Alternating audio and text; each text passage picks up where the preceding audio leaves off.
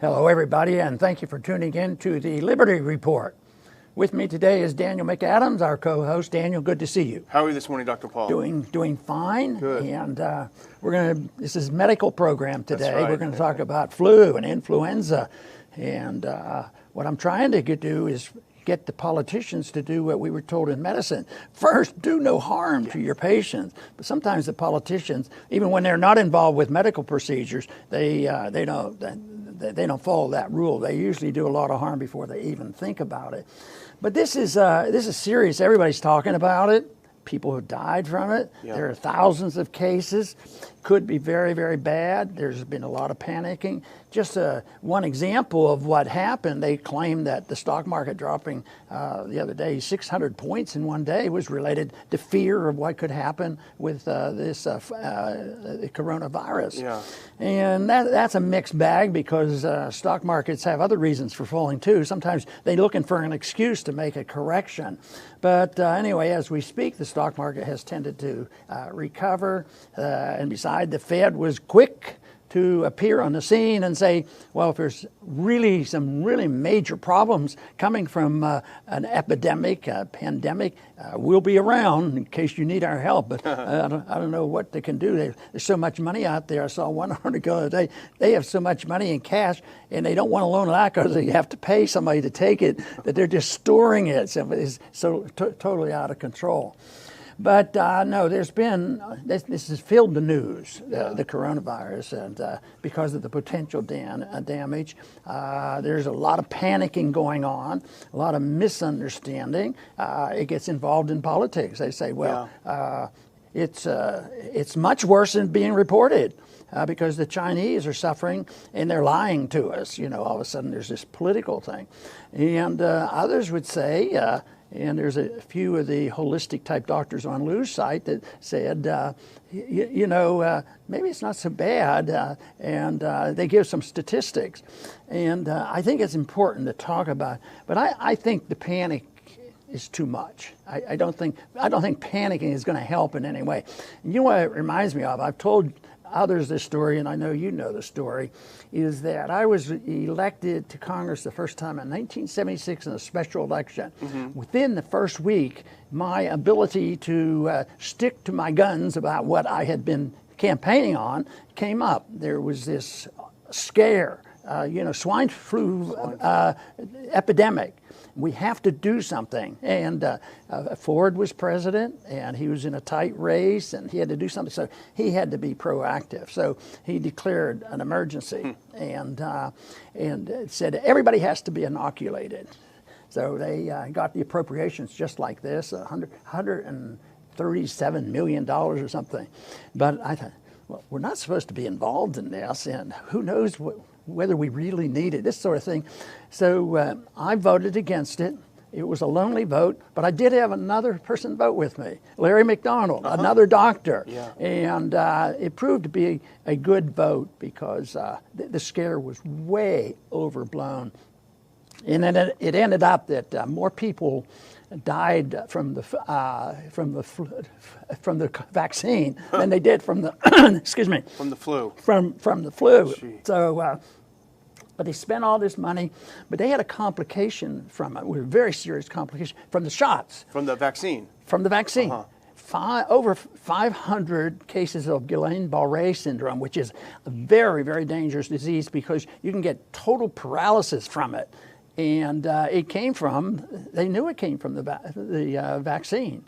The vaccine was rushed through for political reasons, and they didn't kill the vaccine. There's two ways you can get inoculations, a live vaccine or an attenuated vaccine. The attenuated ones is you just doctor it up, but it still provides immunity, and it's not supposed to provide any diseases.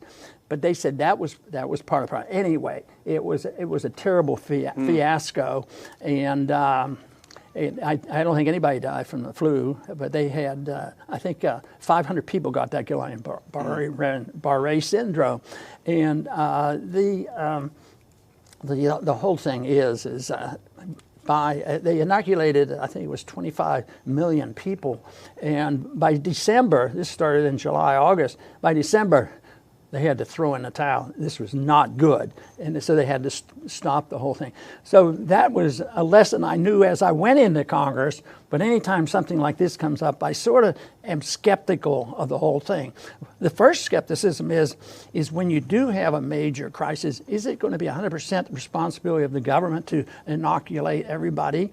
And can some of these problems be solved in a voluntary manner? Are there such things as quarantines done voluntarily? Right now, some of the quarantines are going on right now, even though Trump put a mandatory vaccine on some, or mandatory quarantine on it. There's been a lot of voluntary stuff, like airlines, stop hauling people around. So there are these answers. But right now, if you compare how much fear there is and compare it to some other things, and I'll go into those details in a little bit, but flu is a lot more dangerous than any hint of what of coronavirus might do. That's interesting. And there's a really good lesson on panic that you have, because when people panic, what do? They turn to the government, and the government loves it. We see all the millions of people under mandatory quarantine in China.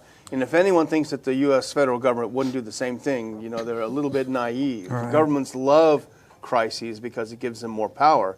But here's just a couple of numbers of what we have, and I just checked Zero Hedge, more about them later.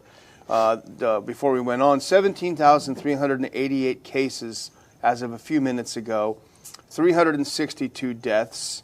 Here's something interesting. The mortality rate for the coronavirus appears to be at about 3.1%. Compare it with SARS a few years ago. SARS, who remembers that? 9.6%. So it seems to be weaker that in terms of mortality. But you mentioned some of the political fallout, and it's huge. The Chinese foreign minister, the foreign ministry spokesperson, they both have been very strong in condemning countries that have halted flights. They've condemned the U.S. for really spreading a lot of panic and fear over it.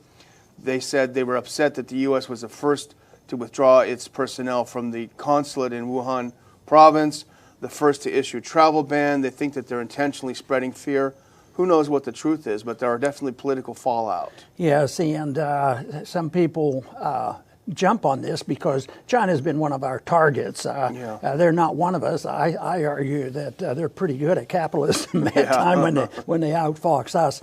But it's a good time for us to bash, even if it's not based on reality. And we don't know the final conclusion of theirs. They say, well, China has just killed tens of thousands of more people, and this sort of thing. And but the truth isn't known, because obviously in July of 1976 they didn't know the truth, but they reacted like they knew what the truth was, and therefore they went ahead and inoculated everybody with a vaccine that was dangerous. But one thing they're not comparing it to, you've already made the comparison to SARS. Mm-hmm. I don't imagine SARS is not as much on my radar. I don't just believe most Americans will think, boy, I hope it never gets as bad as SARS, this sort of thing. But the one comparison, I've looked at this statistic, I just can't believe it. Maybe it's wrong, maybe I'm not reading it right. But if you compare it to flu, if you want to get exercised about the flu, the regular flu, that's what we should be dealing with. But if you do that, the government has to take over everything, the whole world. But in last year, in the flu season that we're into right now, there are 650,000 throughout the world who died from the flu. Wow. 8,000 in this country. Wow. That's just unreal, especially when you compare to the hysteria that is going on right now. And of course, the danger of somebody saying this, it's not a big deal. I'm not saying that. I say it's a big deal, and that's why you don't want the government managing things, or they'll force some inoculation on you like I did in '76. So it is sorting out the truth from fiction is a job, especially if there's panic. And there's a bit of panic going on. And I've read where one individual made a prediction that probably from his study that we might be at the peak right now. Now, I wouldn't make that prediction because I really don't know. It could get a lot worse, but the virus is not brand new. The virus, the coronavirus has been around, and it's a mild virus, but it can change its nature and cause a serious illness, and that is what they think has happened. But no, the dangers are there of overreaction every bit as not treating it. Matter of fact, those individuals who think it isn't really bad believe that some good vitamin treatment and a few other things like that might be as much more help. Maybe the Chinese that ended up getting it, maybe they were working too hard indoors and they needed some sunshine. And that's about what some individuals are saying. But I'm hopeful, and I don't think I know enough to make the prediction, but I'll tell you what I think. I don't think it's going to be anything like the panic reflects. I don't think it's going to be that way, but it remains. That doesn't mean that we shouldn't be precautious, and most people are. Sometimes old-fashioned care and caution on where you go. If you really are worried, you stay at home for a while or something. But that's not happening in this country. I don't think there's even a death in this country yet. Yeah, I don't think so yet. Yeah, but there's been several hundred cases. But there's a lot of speculation as to how it started, and I think people are genuinely curious. And it's easy to condemn people who are curious and speculative, and of course, it can go into the realm of heavy conspiracy. But people want to know what's the origin. There was a story for a while that it's because the Chinese like eating bats, and the bats are able to keep these viruses in them. There's maybe a little bit of racism in that. I don't know. But there was that speculation. I saw a pretty well-researched piece from Whitney Webb yesterday about these different labs. There's a virology lab in Wuhan, just a couple of miles from where the breakout took over. There's a lot of research into bioweapons that have gone on, and our DARPA, Defense Advanced Research Agency, they launched a project in 2018 to study animals and disease, especially bats, because bats are known for their ability to fight different viruses. So there is a lot of speculation. Was this something that was cooked up? Did it happen from eating too many bats, or what? But I think it's natural for people to be concerned about how it started. When the announcement was made that we have a public health emergency by the president, there had been then only 8 cases determined in this country. And I don't think it's skyrocketing, but like I said, I don't think people can make projections, and the people in this business. Matter of fact, there have been a few individuals that have been independent-minded. People, they've gotten some scientists on the Weather Channel and other places, came down with a calming effect. Like, this is serious, but it's not like it's the end of the world, and that millions of people are going to die. They didn't say that. But there's no reason why people shouldn't be cautious. There's no reason why people couldn't do the healthy things for themselves too, nutrition and rest and all these other things, which builds up your immunity. Yeah, indeed. But the other issue is the reaction to speculation, which you talked about. And I was just reading that Facebook, Twitter, and Google have joined forces, and they're going to eliminate online misinformation. And so that is extremely dangerous because they're hiring independent fact checkers to check everything that's posted there. And if it doesn't comport with what they view as the facts, then it's knocked out. It's nuked from the website. And the message in that sort of thing is you have to only trust the government, the U.S. government, the Chinese government. They'd never lie to us, would they? Either of those. And the UN's World Health Organization, they wouldn't get things wrong or lie to us. So you can only believe these things. But you remember back when AIDS started, there was a lot of speculation. They thought, it's a gay cancer. And there was a lot of speculation. If you forbid people from discussing and thinking and putting up information, I can't see how what they're doing is any better than what they accuse the Chinese government of doing. You know, this idea of Google and others monitoring misinformation. Well, I see these social networks as not exactly capitalist free market entities. They're closely linked to government. So the government will be involved. And the government's record, like you indicated, is not very good. I mean, just think of the misinformation, the outright lying that occurred to get us into several wars, especially in this century. And it was based on deliberate lying and fear-mongering and something that had nothing to do with our national security and has done more to bring about our potential bankruptcy and impending bankruptcy.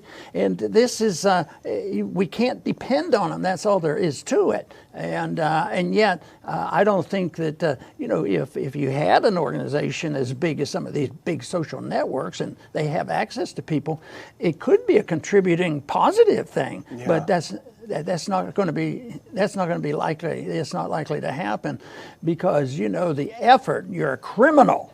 You can be a criminal and go to jail if you don't inoculate your kids according to the records that the government puts down there and say you will do this, this, this, and this. And that, of course, you know, is a real problem. That's epidemic, you know, and a lot of people suffer the consequences. Yeah. Well, I'll close out by saying I mentioned Zero Hedge in the beginning, and we were, Dr. Paul and I, we both, I mean, we're open, we read it a lot. It's one of the last really big independent financial sources of information. They also do political and everything. And when we read Zero Hedge, well, they've been banned permanently from Twitter because they posted an article about speculating about the origin, speculating about this Institute of Virology in China. The effect of this is clearly in the public interest. The effect of this, to just simply say you're off the platform, you don't exist anymore, is to just squash the debate. And yeah, there is a really fierce debate even among libertarians as to whether Twitter is a sort of a quasi-government agency or a total free market. You've heard Dr. Paul weigh in on his views. But the end effect of banning something like Zero Hedge for speculating, for putting up an article that we should all be reading, is really to chill the debate, to leave only governments in the realm of providing information. And I think it's extremely dangerous. So Twitter, they should really restore Zero Hedge's privileges on Twitter and allow them to continue posting their valuable information. Very good. And I think this arbitrary canceling and suspending individuals based on what they think is purity on freedom of speech when the government is so much involved. The only thing I could suggest when you think of how can we fight back, well, the one thing that we could do is encourage a lot of people to go to Zero Hedge directly to their website. It's a great website. You know, I recall, not at the exact date, but 10 years ago or so when this came up, it was important, and the longer I stuck with it, the better it got. So it's a great website, and that might be the reason that they have to try to punish them, because I think they reveal a lot of truth, basically truth that governments won't permit us to have. So support Zero Hedge, give them better numbers, but you can also get some more people to support us and give us better numbers too. That'll help, and we'll spread this message. But I want to thank everybody for tuning in today to the Liberty Report. Please come back soon.